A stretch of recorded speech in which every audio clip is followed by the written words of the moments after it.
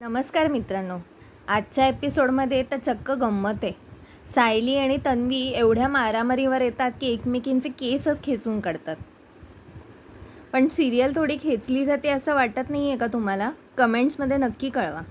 एपिसोडमध्ये पुढे काय घडतं आता बघूया.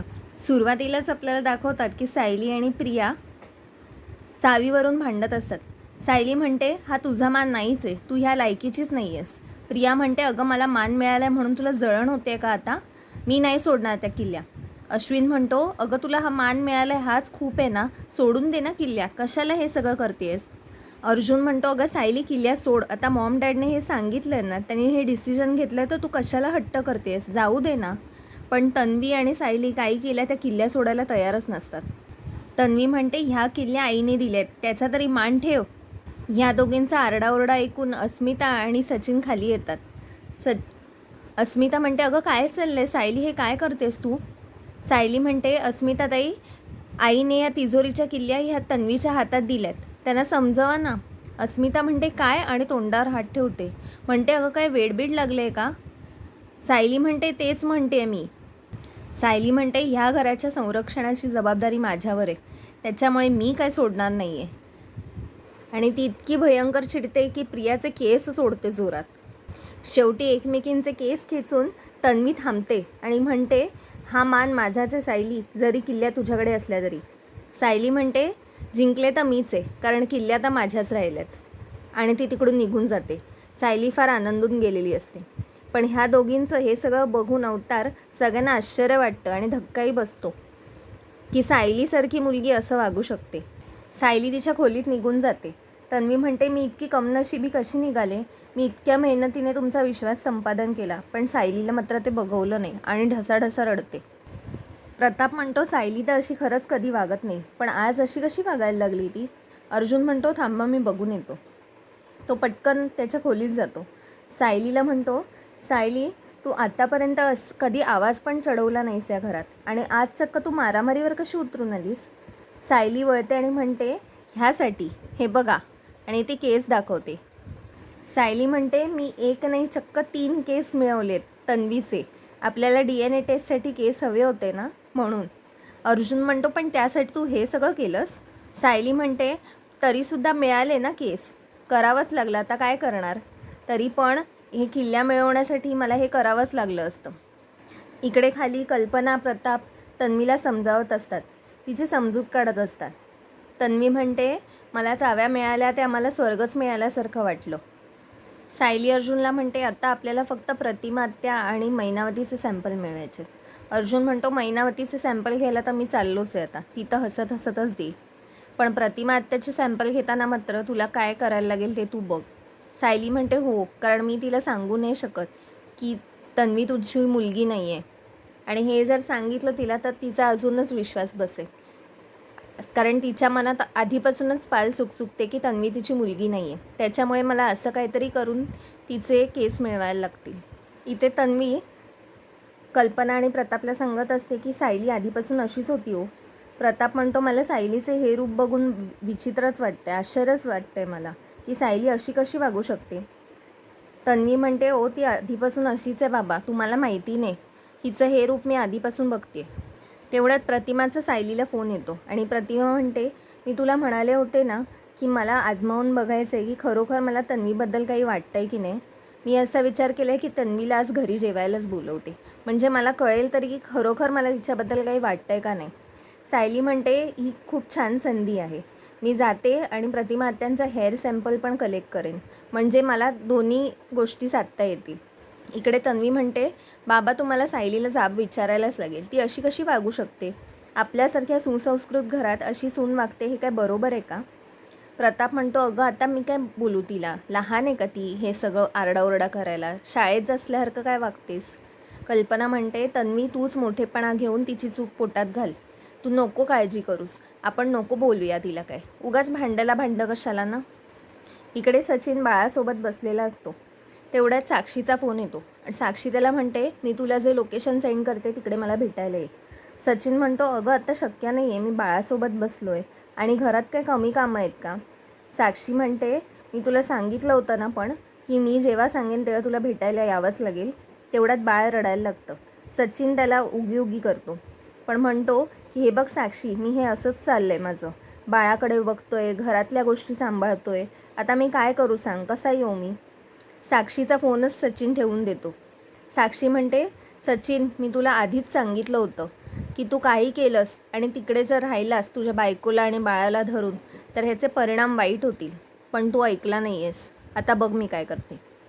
इकडे प्रतिमा तन्वीला फोन करते आणि सांगते की तन्वी, बरेच दिवस झाले तू घरी आलेली नाही आहेस. तन्वी म्हणते, अगं आई, सगळं ठीक आहे ना, तू मला कसं काय फोन केलास? प्रतिमा म्हणते, मला कल्पनाने तुझ्या कौतुक करण्यासाठी फोन केला होता, तुला माहिती आहे का? ती सांगत होती की कसं तू घरच्यांना आपलंसं केलं आहेस, सगळी घरातली कामं करतेस, सगळ्या जबाबदाऱ्या उचलतेस, म्हणून म्हटलं जरा मुलीला माहेरी बोलवावं. तन्वी म्हणते, हो हो, मी येते ना, लगेचच येते. जेवायला येऊ का? प्रतिमा म्हणते, हो हो, जेवायलाच ये, तुझ्या आवडीचं बनवत्या. तन्वी फारच आनंदून जाते. ती म्हणते की एवढंसं चांगले काय वागले तर सगळे मला आपलंसं करायला लागले. सुभेदार तर सगळे माझ्या खिशात आलेच होते, पण आता किल्लेदार पण मागे नाही राहिले. वा तन्वी, काय प्लॅन बनवला आहेस गं? इकडे अर्जुन मैनाकडे तिचं हेअर सॅम्पल करायला आलेला असतो. मैना म्हणते, अहो, हे सगळं करायची काय गरज आहे? मी सगळ्यांना येऊन ओरडून ओरडून सांगेन की बबलीच माझी मुलगी आहे.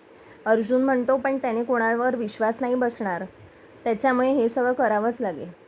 नंतर आपल्याला दाखवतात की अस्मिता सचिनला म्हणत असते, अरे सचिन, मी काय करू आता? बँकेत पण जाऊन आले, त्या मॅनेजरशी पण बोलायला गेले, पण तो मॅनेजर नेमका सुट्टीवर आहे, त्याला आता काय करणार? आणि बँकेकडून तर सगळं क्लिअर आहे, पण आपल्याकडे काहीतरी टेक्निकल इश्यू आहे म्हणून हे सगळं झालं आहे, म्हणून कार्ड हे झालं ना, म्हणून चालत नाही आहे ते.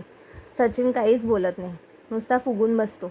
अस्मिता बिचारी त्याची मानधरणी करत असते, पण सचिन काही ऐकून घेत नाही. शेवटी सचिन अस्मिताला म्हणतो, हे बघ, तुला असं वाटतंय की तुझ्या डॅडीने काही केलेलं नाही आहे, पण सगळ्यांच्या वागण्यावरून तरी मला असंच वाटतं की त्यांनी मुद्दामूनच केलं आहे. त्यांनी अकाउंट फ्रीज केलं, कारण सकाळी जेव्हा आपण बोलत होतो तेव्हा अर्जुन असं म्हणाला की अस्मिताताई, तुला पैसे हवेत की दुसऱ्या कोणाला तरी हवेत? दुसऱ्या कोणाला म्हणजे तो टोमणा मलाच होता ना. म्हणजेच त्यांच्या लक्षात आले की तू मला पैसे देतेस, म्हणून ते लोक तुझं अकाउंट फ्रीज करायच्या भानगडीत पडले. हे तुला कळत नाही आहे का अस्मिता? अस्मिता म्हणेल, अरे हे कसं शक्य आहे? पण कोण अकाउंट उगाचच कोणाचं फ्रीज का करेल? सचिन म्हणतो, अशक्य नाही आहे, पण ते करूच शकतात ओळखीने. त्याच्यामुळे जर तुला असं वाटत असेल तुला या घरात काही किंमत आहे का, तर नाही आहे तसं.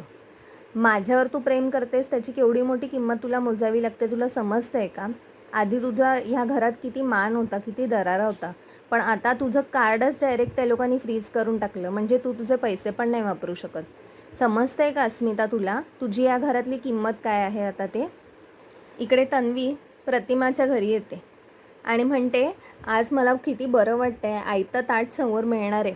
प्रतिमा खूप हौशीने तन्वीला वाढते, पण ताट बघून तन्वीचं तोंडच पडतं आणि म्हणते, आज सगळा मेनू तूच ठरवलास का आई? प्रतिमा म्हणते, हो का, काय झालं? तेच ते वरण भात पोळी भाजी. अगं काय, घरी पण तेच करायला लागतं आणि हल्ली तर मलाच बनवावं लागते. मला वाटलेलं काहीतरी नवीन खायला मिळेल. प्रतिमा म्हणते, मग तुला सांगायचंस ना, तुला काय हवं असेल तर. तन्वी म्हणते, मला काहीतरी पास्ता पावभाजी असं काहीतरी हवं होतं. सुमन म्हणते, अगं मग फोन करून सांगायचंच ना तुला काय हवं होतं ते. तन्वी म्हणते, हो ते पण आहे, चुकलंच माझं. तन्वी म्हणते, जाऊ दे, दे ताट. पण तन्वी काहीच जेवत नसते. सुमन म्हणते, अगं काहीच जेवत नाही आहेस. तन्वी म्हणते, नको मला हे सगळं, एक काम कर, मी हे थोडं थोडं काढून ठेवते, तसं पण ह्या सगळ्या गोष्टींमध्ये खूपच कॅलरीज आहेत. आणि तन्वी मग फोनवर सिरीज बघत बघत जेवते. प्रतिमाला फार वाईट वाटतं, कारण तिने एवढ्या हौशीने बनवलेलं जेवण तन्वी काहीच खात नसते. सुमन तिची समजूत काढते आणि म्हणते, वाईट वाटून घेऊ नका वहिनी, लग्नानंतर मुलींच्या आवडीनिवडी बऱ्याच बदलतात. प्रतिमा म्हणते, खरं आहे तुझं, पण आजही पूर्णा आईने माझ्यासाठी काही वेगळं खास बनवलं असेल ना, तर मी ते अमृत म्हणून खाते गं. आईच्या मायाची सर त्या जेवणात असते म्हणून. पण माझ्या आणि तन्वीच्या बाबतीत हे का घडत नसेल गं? इकडे सायली प्रतिमाच्या घराजवळ आलेली असते. तेवढ्यात तन्वी म्हणते प्रतिमाला, मी ना आता मस्त जेवली आहे, आता मी जाऊन झोपते. प्रतिमा म्हणते, अगं मगाशीच म्हणालीस ना सायलीने तुझे केस सोडले, एक काम करते, मी मस्त तेल घालते आणि तुला मसाज करून देते. तन्वी म्हणते, नको नको. तन्वी म्हणते, ते पण बरोबरच आहे, नाईलाजाने प्रतिमा तिचे केस मालिश करून देत असते आणि म्हणते, अगं लहानपणी तुझे केस मालिश करायला घेतले ना की तू दिवसभराचं जे जे काही घडलं ते सगळं सांगायचीस. तन्वी म्हणते, पण मला आता अजिबात इच्छा नाही आहे गं बोलायची. प्रतिमा म्हणते, पण भांडणच कशावरून झालं नक्की? तन्वी म्हणते, अगं जाऊ दे, मला नको सांगू ते सगळं. तेवढ्यात सायली दारात येते आणि म्हणते, येऊ का? प्रतिमाला तिला बघून फारच आनंद होतो. तन्वी लगेच चिडते, तू इकडे काय करतेस? सायली म्हणते, जशी तू या घरातली मुलगी आहेस ना तशी मी प्रतिमा आत्या आणि रविराज काकांची मानलेली मुलगी, त्याच्यामुळे मी कधीही येऊ शकते. तन्वी म्हणते, सायली आता तू हे सगळं मुद्दामूनच करतेस हां. सायली म्हणते, तुला हवं तेच समज, गप्प बस. आणि आता सुमन म्हणते, सायली तुला जेवायला वाढू का गं? सायली म्हणते, नको, मी जस्ट जेवून आली आहे. सुमन म्हणते, मग फ्रूट सॅलड तरी खाशील का? वहिनीने स्वतःहून बनवले. सायली म्हणते, हो नक्की चालेल, प्रतिमा आत्याने बनवले म्हणजे मला आवडेलच. सुमन सायलीला फ्रूट सॅलड आणून देते. सायलीला ते फ्रूट सॅलड खूप आवडतं आणि म्हणते, प्रतिमा आत्या काय काय घातले तुम्ही ह्याच्यात, किती छान बनवले. प्रतिमा म्हणते, अगं काय नेहमीचीच तर फळं आहेत. मित्रांनो, आजचा भाग इथेच संपला. पुढील भागात आपल्याला दाखवतात की सुभेदारांच्या दारावर एक डोंबारीण बाई येते जुनी कापडं आणि भांडी घ्यायला. सचिन बाहेर जातो बघायला कोण आलंय, पण ती बाई दुसरी तिसरी कोणी नसून साक्षी असते. नंतर आपल्याला दाखवतात की सायली प्रतिमाचं हेड मसाज करून देत असते. प्रतिमा म्हणते की तन्वी दोन्ही परीक्षेत नापास झाली आणि सायली तुझी परीक्षा नसूनसुद्धा तू पास झाली आहेस. सायलीने तेवढ्यात प्रतिमाचे केस घेतलेले असतात DNA टेस्टसाठी आणि ती पटकन तिच्या बॅगेत टाकत असते. पण तन्वी तोपर्यंत तिला जाऊन आदळते कारण ती फोनमध्येच घुसलेली असते.